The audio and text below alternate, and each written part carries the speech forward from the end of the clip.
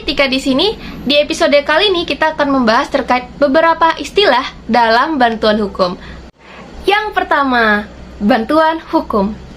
Bantuan hukum adalah suatu terminologi untuk merujuk kepada pelayanan jasa hukum berupa pemberian bantuan hukum melalui penasihat hukum dari lembaga bantuan hukum universitas atau lembaga bantuan hukum lainnya untuk memberikan pembelaan atau perkara yang dihadapi oleh anggota masyarakat yang kurang mampu yang ingin memperoleh keadilan dalam berperkara di pengadilan.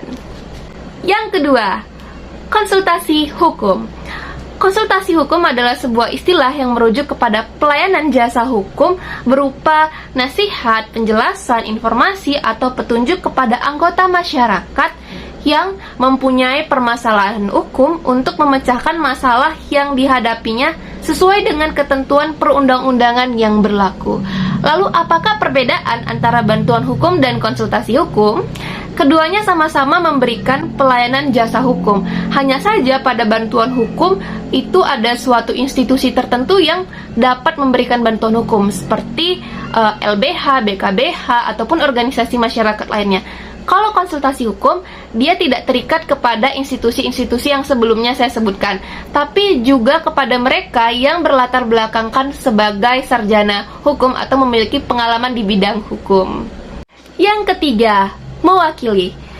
Mewakili adalah suatu istilah yang digunakan untuk merujuk kepada suatu tindakan hukum yang mana tindakan hukum itu diwakili oleh yang diberikan kualifikasi untuk mewakili, yang akibat hukumnya itu tetap pada yang diwakili dan yang bukan mewakili.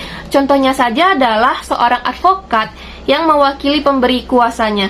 Dia melakukan tugas perwakilan atau mewakili.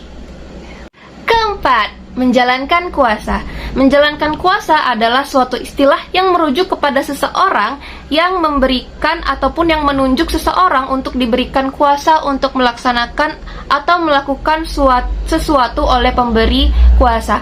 Contohnya saja adalah si A dan si B. Si A memberikan kuasa kepada si B untuk melakukan penarikan uang di teller suatu bank. Nah, ini memerlukan surat kuasa. Sekian sedikit istilah terkait dalam bantuan hukum. Sampai jumpa di next video. Bye-bye!